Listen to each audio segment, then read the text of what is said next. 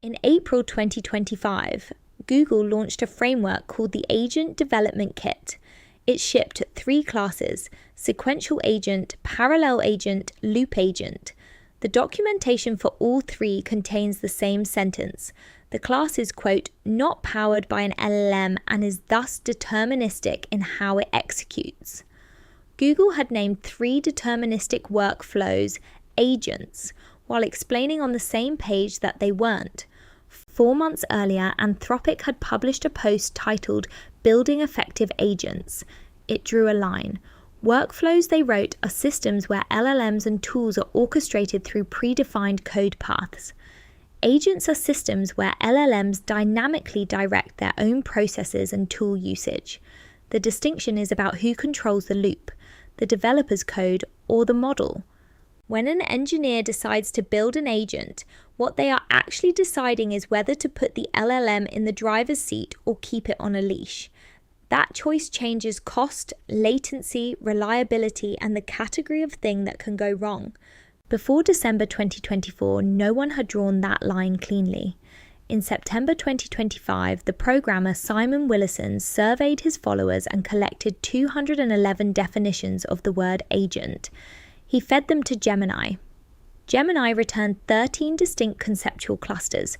One of them was literally called definitional skepticism. Respondents who thought the word had no shared meaning at all. The chaos had been accumulating since early 2023. AutoGPT, released March 30th of that year, described itself in its RAIADME as an experimental open source application. An application, not an agent. Baby AGI's original title used the phrase task-driven autonomous agent, but applied the word to both the whole system and each of its subcomponents. Lillian Weng's canonical 2023 post defined agents by their parts, LLM plus memory plus planning plus tools, but never said who owned the loop. Anthropic's December post didn't just define the word.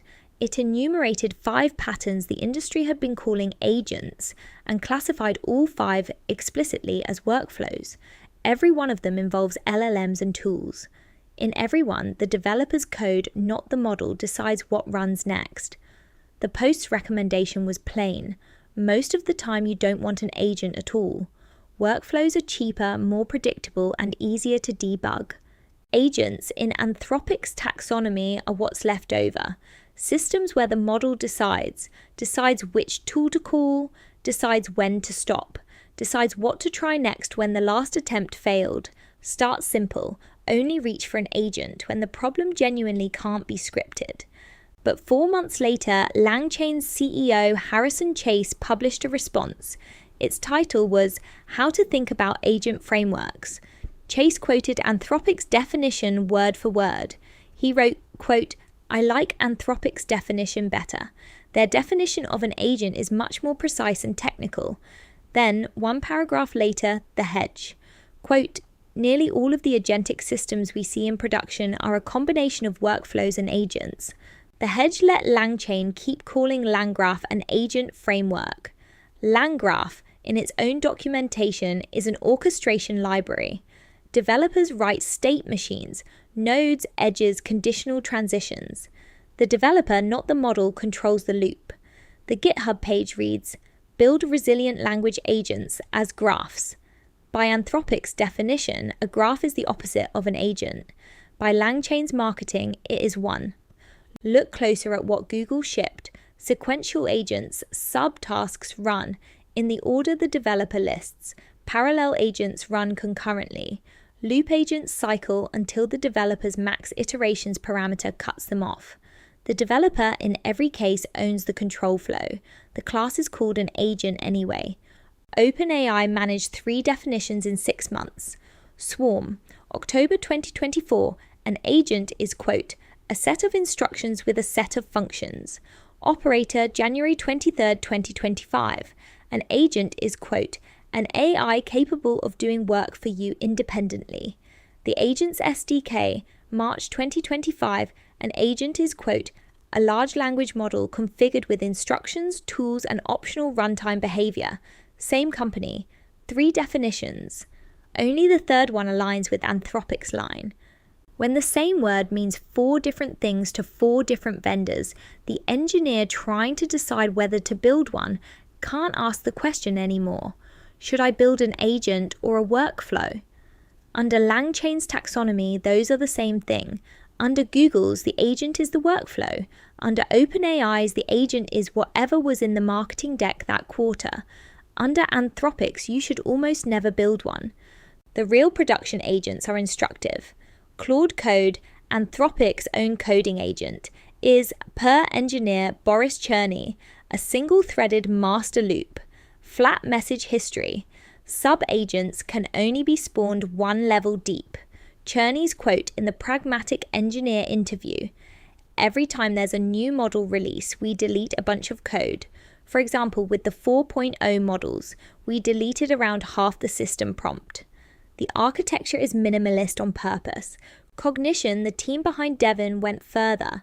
On June 12, 2025, their engineer Walden Yarn published a post called "Don't Build Multi-Agents." Its opening line, "Libraries such as OpenAI's Swarm and Microsoft's AutoGen actively push concepts which I believe to be the wrong way of building agents." Devin itself, Yan wrote, is single-threaded and linear. 1 day later, June 13th, Anthropic published its own post, "How we built our multi-agent research system." The 2 most prominent Anthropic-using labs publicly disagreed on consecutive days about whether multi-agent architectures work at all, and the one that said no was building the coding agent most engineers actually use. Both of these real agents are more constrained than Anthropic's definition requires. The LLM picks tools, but the outer loop is developer code, depth limits, flat histories, deliberate minimalism. If you built the thing strictly by Anthropic's own definition, a system where the LLM fully directs its own processes, you would get something closer to AutoGPT, which 2 years of production experience later is widely considered a cautionary tale. And here is where the argument has to be honest. Anthropic's definition is narrower than it looks. Russell and Norvig's textbook, the canonical AI reference since 1995, defines an agent as anything that can be viewed as perceiving its environment through sensors and acting on that environment through effectors. A thermostat qualifies. Michael Wooldridge's 1995 paper, the other foundational citation, requires autonomy and reactivity, but not that the agent controls its own execution flow. She and colleagues at Fudan University published the dominant LLM agent survey in 2023 and landed on artificial entities that sense their environment, make decisions, and take actions. None of those require the model to own the loop. The academic lineage of agent is broader than Anthropic's line. Somebody had to tighten it. The 15-month violation may say more about how the word is actually used than about who is right. But the strongest defense of Anthropic's line comes from outside Anthropic. Simon Willison, the careful one, the one who counted to 211, settled on Anthropic's framing. "The tools in a loop definition has been popular for a while," he wrote. Anthropic in particular have settled on that one. His post was titled, "I think agent may finally have a widely enough agreed upon definition." Finally, 9 months after the Anthropic post, with 4 major frameworks, 3 OpenAI products, and a Fudan University survey already in print, a careful outside observer announced that maybe, possibly, the field was converging on one. That is what passes for consensus in this space. Here is the part that gets missed. The 2 best-built agents shipping today, Claude Code and Devin, are both more constrained than Anthropic's own definition allows. The LLM picks which tool to call. The outer loop is human code, depth 1 sub-agents, flat message history, context compression tuned by a smaller fine-tuned model. The people who actually know how to build agents are building them as workflows with a little bit of agent left over. They are deleting system prompt code every time a new model drops.